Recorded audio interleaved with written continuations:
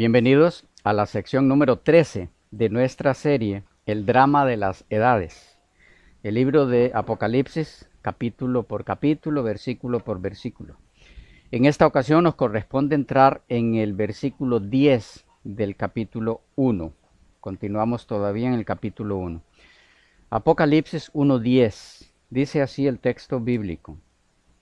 Yo estaba en el Espíritu en el día del Señor, y oí detrás de mí una gran voz como de trompeta. Lo leemos de nuevo. Yo estaba en el Espíritu en el día del Señor, y oí detrás de mí una gran voz como de trompeta. ¿Qué tenemos en este texto? Bueno, muchas cosas de mucha importancia, como todas las anteriores. Empecemos con la frase, yo estaba en el Espíritu. ¿Qué es eso? ¿Qué indica? Bueno, en visión, sin que sus sentidos y la realidad que lo rodeaba interfirieran en el mensaje que le iba a ser mostrado y explicado. Eso es estar en el Espíritu. La expresión en el Espíritu parece denotar el más sublime estado de elevación espiritual a que pueda ser llevada una persona por el Espíritu de Dios. En esa condición entró Juan en visión, en un estado de éxtasis, ajeno a las cosas terrenales y consciente solamente de las impresiones que le llegaban del Espíritu Santo. La percepción natural de los sentidos se dio completamente su lugar a la percepción espiritual. Las interpretaciones dadas a la frase en el Espíritu son muy variadas. Entre otras tenemos en trance, inspirado por el Espíritu, arrebatado en el Espíritu, poseído por el Espíritu, en el poder del Espíritu, presa del Espíritu. Otras versiones traducen caí en éxtasis, Biblia de Jerusalén. No menos ampliamente difieren igual los comentaristas, así como las frases. Lenz explica el significado de la frase como transportado fuera de la condición común de la conciencia de cada día y colocado en la condición de éxtasis profético. Simcox dice, fue elevado a un estado de arrobamiento espiritual. Charles dice que egenomen literalmente viene en el espíritu. Denota nada más que el vidente cayó en trance. Lenski escribe, la frase significa en espíritu. Y no deberíamos escribir la palabra espíritu con mayúscula como si fuera de referencia al Espíritu Santo, dice este otro autor, este último. Es el neuma, el espíritu de Juan. Él favorece la idea de un éxtasis milagroso, un estado que es producto directamente de la obra de Dios, producido por Dios directamente. Pero, en fin, sea como fuere, el punto central aquí es que su conexión con lo terrenal, con lo común, es desconectada y la mente es colocada en la esfera celestial, por resumirlo de alguna forma. Eso es en el espíritu. La frase que sigue nos va a llevar un poquito más de tiempo porque ha involucrado más cantidad de comentarios, formas de pensar distintas, y es la frase en el día del Señor. Yo estaba en el Espíritu en el día del Señor. Del griego kuriake gemera. Kuriake gemera. Se han hecho varias tentativas de explicar esta expresión, que solamente aparece en este lugar en las Escrituras. Entre esas varias tentativas de interpretación hay 4 que son las más comunes. Vamos a irlas viendo y analizando una por una. Número 1. La posición que ve en esta frase una alusión al día de Jehová, en el sentido en el que la usaron los profetas del Antiguo Testamento. en alusión a el gran día final del Señor y los acontecimientos que llevan a él, al día. Bajo esta interpretación, la frase estar en el Espíritu en el día del Señor significaría ser llevado en visión por la corriente del tiempo para ser testigo de acontecimientos relacionados con el día del Señor. Los defensores de esta posición relacionan la frase día del Señor con textos como Joel 2:11 y 31, Sofonías 1:14, Malaquías 4:5 y Hechos 2:20. Problema de esta posición. A. Cuando la frase día del Señor claramente designa el gran día de Dios, el día escatológico, el día final, siempre reza o dice gemera tu curium o gemera curium o Kyrium. Así podemos verlo en 1 Corintios 5:5, donde se lee te gemera tu curium. 2 Corintios 1:14, te gemera tu curium, exactamente igual que el anterior. 1 Tesalonicenses 5:2, gemera curium. 2 de Pedro 3:10, gemera curio. Como pueden observar en estos casos, cuando el griego hace alusión al día final del Señor, el día escatológico, usa gemera tu curium o gemera curio. Ambas se leen día del Señor, mientras que la frase en Apocalipsis 1:10 es del Señor el día. No día del Señor, sino del Señor el día. Está invertida. El orden de las palabras está invertido en esta única ocasión en la que se usa así en toda la Biblia. Este cambio del orden de las palabras involucraba sin duda el propósito por parte del autor de diferenciar la frase de su uso común con el que se la conocía para hacer alusión al día final. Segundo problema de esta posición es que resulta problemático aplicar la frase el día del Señor al significado de día final o día del juicio, porque no calza con el sentido del libro. Según el versículo 19 del capítulo 1, la revelación dada a Juan no apunta solo o únicamente hacia el futuro, hacia el día final de cuentas con Dios, sino que es una revelación tridimensional, en 3 dimensiones: pasado, presente y futuro. Pasado, las cosas que has visto; presente, las cosas que son en el tiempo de Juan; y futuro, las que serán después de estas. Ese es el contexto del Apocalipsis, no solo el futuro. En tercer lugar, en el verso 9, Juan se ubica en un lugar donde estaba cuando recibió la revelación. En el verso 10 pasa inmediatamente a ubicarse en el tiempo, en la ocasión, el momento en el que la recibió. Este aspecto hace honor al principio hermenéutico del contexto inmediato, que en este caso es el versículo anterior.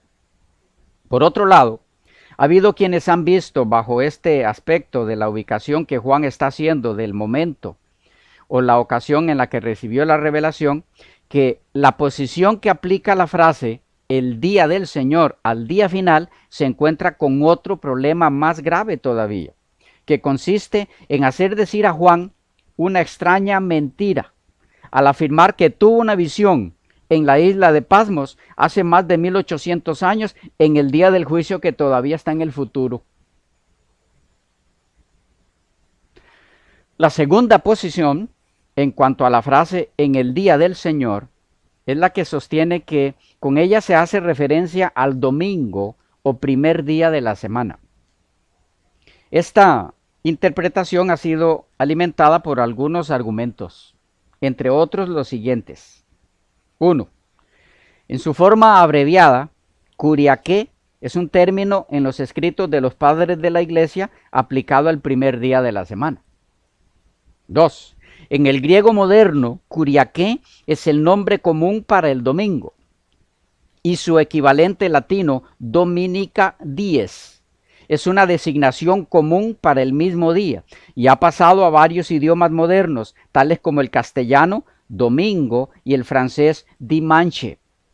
Por esta razón, muchos eruditos sostienen que esa es la opinión correcta, la opinión de que Kyriake gemera en este pasaje también se refiere al domingo, y que Juan no solo recibió su visión en ese día, sino que también lo reconoció como el día del Señor, presumiblemente por cuanto en ese día Cristo resucitó de los muertos. Problema de esta segunda posición. En primer lugar, echa por tierra el reconocido principio hermenéutico del método histórico. ¿En qué consiste este principio que es violentado en esta interpretación? Consiste en que una alusión debe ser interpretada solamente por medio de evidencias anteriores a ella en el tiempo o contemporáneas a ella, y no por datos históricos de un periodo posterior. Este principio tiene mucha importancia en el problema del significado de la expresión el día del Señor, según aparece en este pasaje. Pues, aunque es cierto que este término ocurre frecuentemente en los escritos de los padres de la Iglesia con el significado de domingo, también es cierto que la primera evidencia decisiva de tal uso aparece hasta la última parte del siglo II en el apócrifo Evangelio de San Pedro, capítulo 9, versículo 12, según Padre Santenicenos, tomo 9, página 8, donde el día de la resurrección de Cristo se denomina Día del Señor, por cuanto este documento, donde por primera vez se aplica esta frase al domingo, fue escrito por lo menos 3/4 de siglo después que Juan escribió el Apocalipsis, y por lo tanto no puede ser presentado como prueba de que la frase Día del Señor en el tiempo de Juan se refiere al domingo. No sé si comuniqué el punto. Espero. Pues son incalculables los ejemplos que demuestran la rapidez con la cual pueden cambiar de significado las palabras conforme pasa el tiempo. Por lo tanto, el significado del Día del Señor aquí se determina mejor con referencia a las escrituras anteriores o contemporáneas a Juan, que a la literatura posterior al Apocalipsis. Es decir, que si la frase quiere decir primer día de la semana, debemos buscar en otra parte de la Biblia la prueba de que ese día de la semana solía llamarse así, en la Biblia. Los otros escritores inspirados que hablan del primer día de la semana son Mateo, Marcos, Lucas y Pablo, y ellos lo designan simplemente como primer día de la semana. Nunca hablan de él en forma que lo designe como superior a cualquiera de los otros 6 días hábiles. Ello es tanto más notable desde el punto de vista popular, por cuanto los 3 hablan de él en el tiempo mismo en que se dice que por la resurrección de Cristo, el primer día de la semana llegó a ser el día del Señor. Y 2 de ellos lo mencionan 30 años después de aquel acontecimiento, sin darle el más mínimo crédito como día del Señor. Por otro lado, se dice que el día del Señor era la expresión común para designar el primer día de la semana. Pero preguntamos, ¿dónde está la prueba de ello? Nadie la puede encontrar. No se puede encontrar lo que no existe. Me refiero en la Biblia. Si esta hubiese sido la manera universal de designar el primer día de la semana cuando se escribió el Apocalipsis, el mismo autor habría dejado de llamarlo así en todos sus escritos subsecuentes, posteriores. Pero Juan escribió su evangelio después de escribir el Apocalipsis. Y sin embargo, en él, en el evangelio de Juan, no llama nunca al primer día de la semana día del Señor, sino simplemente primer día de la semana. Una tercera interpretación de la frase día del Señor es la que afirma que se refiere al día del emperador romano. Las supuestas bases para esta tercera posición son las siguientes. 1. Descubrimientos arqueológicos, papiros e inscripciones del período imperial de la historia romana hallados en Egipto y Asia Menor, que empiezan la palabra o emplean la palabra kuriakos, que es la forma masculina de kuriake, para la tesorería imperial y el servicio imperial. Un dato como ese es una base para los que enseñan esta tercera interpretación, que Día del Señor quiere decir Día del Emperador Romano. Otro argumento para esta tercera posición es que a menudo el emperador romano era llamado en griego el Kyrios o el Curios, Señor.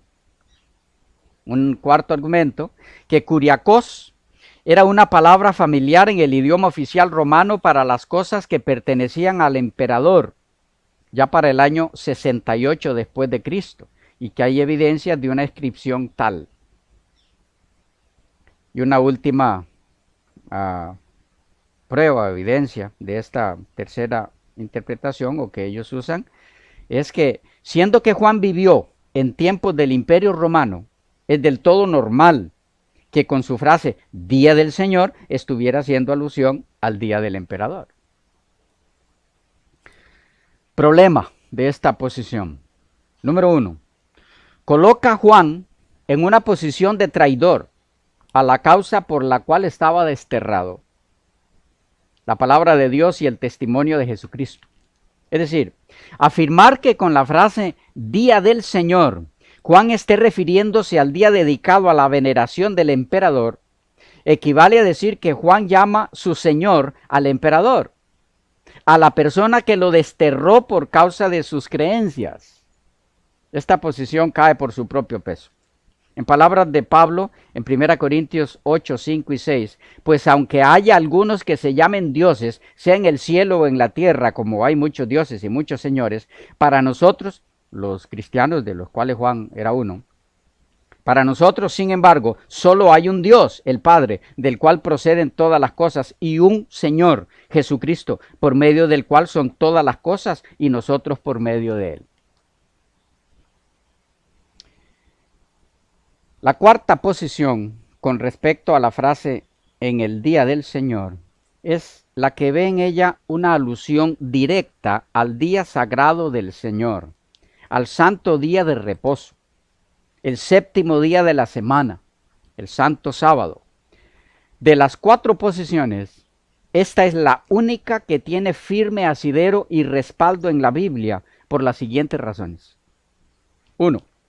Desde que existe la Sagrada Escritura, el término Día del Señor, en relación a un día especial para Dios, y así escogido por Él, siempre, sin excepción, ha sido aplicado por todos los autores inspirados que hacen referencia a Él, al séptimo día de la semana, al sábado. Algunos ejemplos, entre la extensa lista. Éxodo 28 al 11. Nótese cómo en el verso 10 lo llama el día para Jehová, es decir, su día. Ustedes léanlo luego en casa, Éxodo 20 del 8 al 11. Para Jehová, es decir, es su día. Éxodo 31, 13. No dejaréis de guardar mis sábados. Biblia de Jerusalén, o versión Biblia de Jerusalén. Levítico 26, 2. Guardad mis sábados. Yo Jehová. Biblia de Jerusalén. Ezequiel 20, 12. Les di también mis sábados. Biblia de Jerusalén. Ezequiel 20, 20. Santificad mis sábados. Biblia de Jerusalén. Marcos 2, 27. El Hijo del Hombre también es Señor del sábado. Biblia de Jerusalén. O lo que es lo mismo, el sábado continúa siendo en el Nuevo Testamento también el día del Señor. En segundo lugar, el Evangelio de Juan fue escrito después del Apocalipsis. Si el día del Señor hubiera querido significar en Apocalipsis 1:10 el domingo, o algún otro día especial dedicado a alguna deidad, entonces Juan no seguiría llamando más día sagrado, día del Señor al sábado en su Evangelio, sino que hubiera aplicado esta frase a ese otro día especial, sea cual fuere. Puesto que el Evangelio es posterior al Apocalipsis en cuanto a tiempo de escritura se refiere. Tal cambio ni siquiera se percibe de lejos en su Evangelio. Por el contrario, el séptimo día de la semana, el Santo Sábado, sigue siendo mencionado en el Evangelio como el día de reposo del Señor, el día sagrado. Sin duda alguna, por lo anteriormente mencionado, la frase Día del Señor no está haciendo alusión a ninguna otra cosa que al día sábado, el día que Dios escogió como sagrado para que se lo adorase como el Creador. Sí, en palabras de Elena de White, fue un sábado cuando la gloria del Señor se manifestó al desterrado apóstol.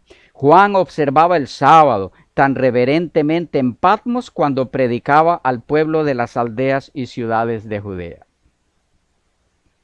Y luego continúa diciendo el texto, y oí detrás de mí. La iniciativa de hablar al hombre es siempre tomada por Dios. Él es quien toma siempre la iniciativa en el diálogo espiritual. Así sucedió con Adán, después de que pecó. Fue Dios quien lo buscó primero. Así sucede con nosotros. Es Él quien toma la iniciativa. Es Él quien inicia a hablarnos. Nuestra parte está en escuchar su voz, en responder a ella positivamente. Sí, es Él quien llama a quien quiere, cuando quiere y donde quiere. El texto dice, y oí detrás de mí una gran voz como de trompeta. Una voz que convoca a la guerra, Armagedón. Una voz que anuncia la presencia del emperador ante sus legiones. La palabra de Jesús siempre es así. Eficaz, tajante, más que una espada de doble filo, que penetra hasta dividir el alma y el espíritu, hasta las coyunturas y la médula, y discierne los pensamientos e intenciones del corazón, según Hebreos 4:2. La comparación de la voz con el sonido de una trompeta indica en primer lugar la intensidad y claridad con la que Juan la escuchaba. Era una voz nítida, clara, intensa, fuerte, una voz como el sonido de trompeta, dice Juan.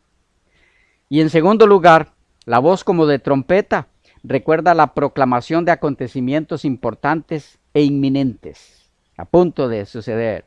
Ejemplos. La proclamación del día de la expiación, según Levítico 23, 24 y 25, 9. El día de expiación haréis tocar la trompeta. Inmediatamente después venía el acontecimiento.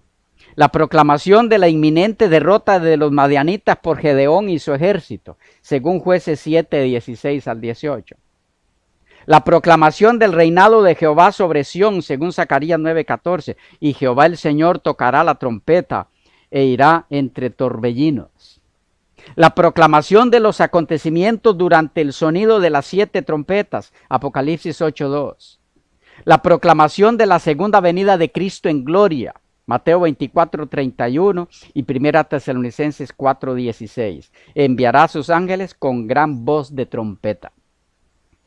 La proclamación de la resurrección de los justos en ocasión de la segunda venida de Cristo. 1 Corintios 15:52. Dice, a la final trompeta, porque se tocará la trompeta y los muertos serán resucitados incorruptibles. Sí, una gran voz como de trompeta implica pues que lo que Juan iría a ver y escuchar a partir de ese instante era de carácter inminente. Era un mensaje cuya proclamación urgía, puesto que involucraba el anuncio de los acontecimientos que estaban tras el velo del misterio de lo desconocido y que ahora quedarían expuestos al conocimiento humano con el propósito de preparar a un pueblo para el más glorioso de todos los acontecimientos de la raza humana, la segunda venida de Cristo en gloria. Con voz como de trompeta significa entonces con un mensaje claro, nítido y urgente. ¿Y qué era lo que tenía para decir en ese mensaje? Lo veremos a partir de los próximos versículos porque se nos fue el tiempo.